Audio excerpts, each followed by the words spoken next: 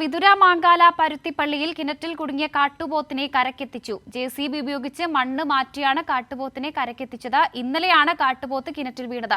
വനപാലകരുടെ നേതൃത്വത്തിലാണ് കാട്ടുപോത്തിനെ കരക്കെത്തിച്ചത്. കൂടുതൽ വിവരങ്ങളുമായി മാനസ മനോജ് ചേരുന്നു. മാനസ, മണിക്കൂറുകൾ നീണ്ട പരിശ്രമത്തിനൊടുവിലാണ് ഈ കാട്ടുപോത്തിനെ ഇപ്പോൾ കരക്കെത്തിച്ചിരിക്കുന്നത്, അല്ലേ?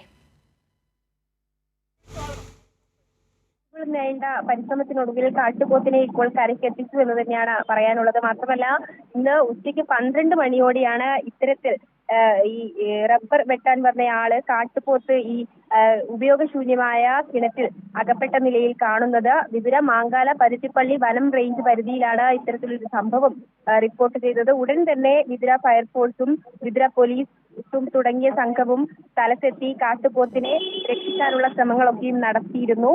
15 അടി താഴ്ച കിണറ്റിന് ഉണ്ട് എന്നാണ് ലഭിക്കുന്ന വിവരം. ഒപ്പം തന്നെ സമീപത്ത് കാട് പ്രദേശമാണ്. മാത്രമല്ല, ഈ ഒരു അതിർത്തി കൂടിയാണ് ഈ സംഭവ സ്ഥലം എന്നാണ് അറിയാൻ സാധിച്ചത്. അതോടൊപ്പം തന്നെ സ്ഥിരമായി കാട്ടുപോത്തുകൾ വരുന്ന ഒരു സ്ഥലം കൂടിയാണ്. അതുകൊണ്ട് തന്നെ ആൾതാമസമില്ലാത്ത സ്ഥലമായതിനാൽ ഇത്തരത്തിൽ ഒരു അപകടമുണ്ടാകുമ്പോൾ അറിയാനുള്ള ഒരു സാധ്യത വളരെ കുറവാണ്. അതുകൊണ്ട് തന്നെ ഇന്ന് ഉച്ചയ്ക്ക് 12 മണിയോട് ആണ് ഈ റബ്ബർ വെട്ടാൻ വരുന്ന തൊഴിലാളി ഈ സംഭവം കാണുന്നതും ഉടൻ തന്നെ പോലീസിനെ വിവരം അറിയിക്കുന്നതും.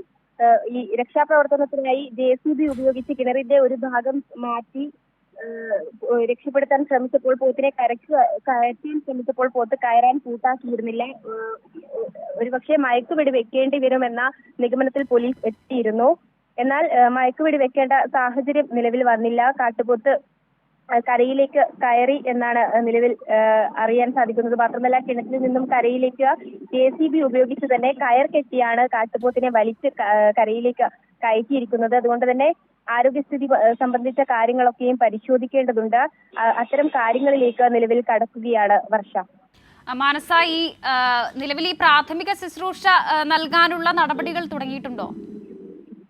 തീർച്ചയായും ഈ കാട്ടുപോത്തിന്റെ ആരോഗ്യസ്ഥിതി പരിശോധിച്ച് പ്രാഥമിക ശുശ്രൂഷ നൽകുക എന്ന് തന്നെയാണ് മുന്നിലുള്ള നീക്കം. ഏതായാലും അതിനായുള്ള നീക്കങ്ങളിലേക്ക് കടക്കുകയാണ്. ശരി, മാനസ മനോജാണ് വിവരങ്ങൾ നൽകിയത്.